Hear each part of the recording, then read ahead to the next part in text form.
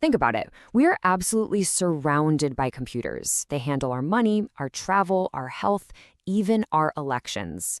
We just trust them. We expect them to work perfectly all the time. But what happens when they don't? Today, we're diving into that critical world of computer reliability and what happens when these systems we depend on, well, fail. I love this quote from Douglas Adams. It just perfectly nails the strange paradox of our super complex world, right? We build these systems that are supposed to be foolproof, but that very complexity can make any failure totally catastrophic and almost impossible to fix. It really sets the stage for everything we're about to get into. And yeah, that's the big question for us today. What are the real ripple effects when a system that we absolutely depend on, one we just assume is infallible, suddenly breaks? Well, the consequences can range from just, annoying and inconvenient to something truly, truly devastating. Okay, so to really get a handle on this, we've got to break it down. Not all failures are created equal. They can come from simple human mistakes, from flawed logic buried deep in the code, or even from weird, complex interactions between different parts of a system. Let's start with the most basic kind of error. This is the classic garbage in, garbage out scenario.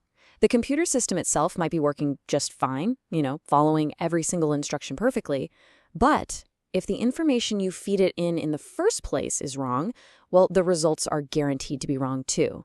It's a simple human mistake, right at the source, but it can have these massive, system-wide consequences. And these are not just minor typos we're talking about. A data entry error in Florida might have actually changed the outcome of a presidential election.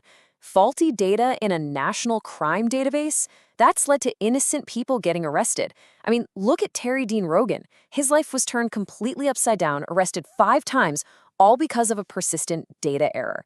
These examples show you crystal clear how one simple mistake can have absolutely life-altering consequences. Okay, so let's level up to the next kind of failure, the software bug. In this case, the data going in might be perfect, but there's a flaw in the program's actual logic. The code itself is the problem. It's what causes the system to do things the programmers never, ever intended. And this is what that can look like. Christmas Day 2004. Comer's entire fleet of planes grounded. It wasn't because of bad weather or mechanical problems. It was because their crew scheduling software hit a bug it just couldn't handle. A single software glitch caused a total system meltdown, creating travel chaos for 30,000 people on one of the busiest travel days of the year. Being stranded at an airport is one thing. It's awful, for sure. But as we rely more and more on software for, well, everything, the stakes get so much higher. Now we're going to look at cases where a software failure went way beyond inconvenience and straight into catastrophe. And here's the crucial thing to understand. The exact same kind of logical error that might cause, say, a billing mistake in one system can have life or death consequences in another. A bug isn't just a bug. Its impact depends entirely on the system it lives in. The context of the code is everything. Let's look at our first case study here. This is the Ariane 5 rocket. It literally self-destructed less than a minute after it launched. The investigation later found that the cause was a tiny piece of reused code from an older, slower rocket, the Ariane 4. A number representing the rocket's horizontal speed got way bigger than the original software was ever designed to handle, and that caused a data conversion error that just crashed the whole guidance system. And the price tag for that one little bug? $500 million. All of those satellites and the rocket itself just gone. Vaporized. Talk about an expensive lesson in why you have to be so careful when you reuse code without retesting every single one of its assumptions. Okay, now we need to talk about one of the most sobering and famous cases in the history of software safety, the thanx 25.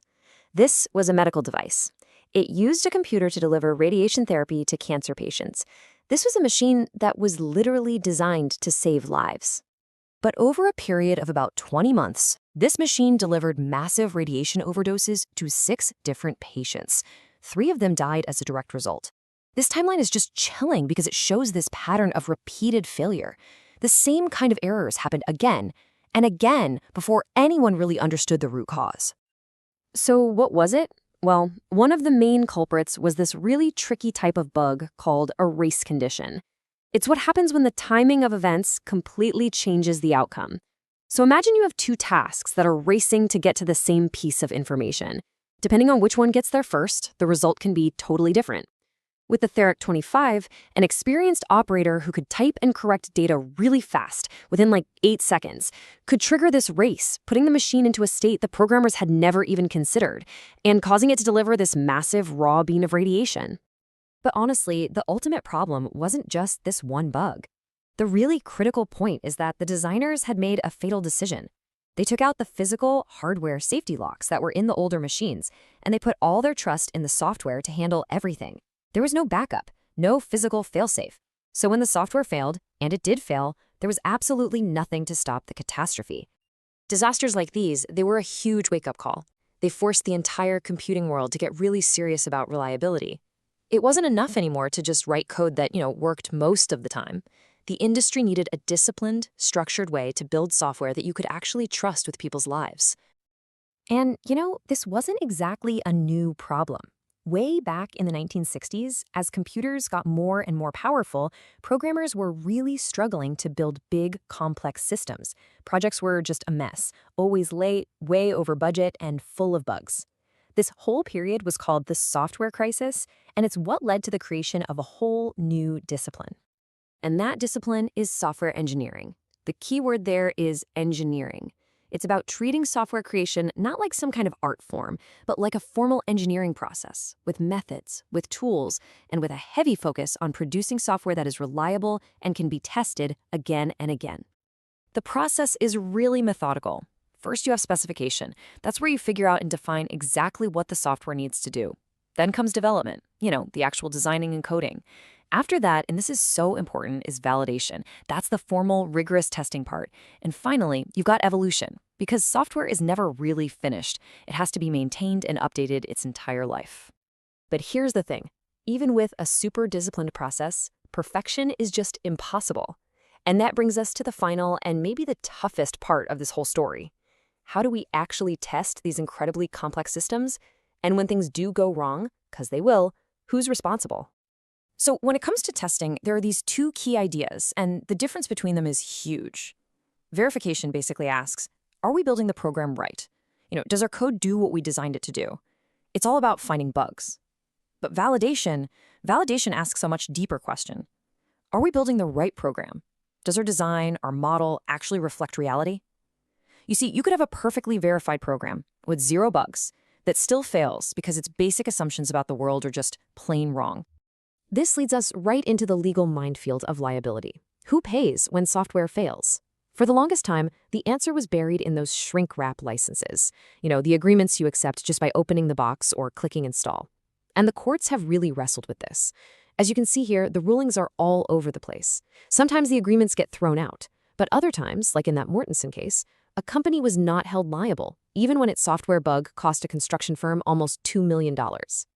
And this quote from the people who wrote the definitive report on the Thanx 25 accidents, it just brings us right back to the beginning. It's a fundamental truth.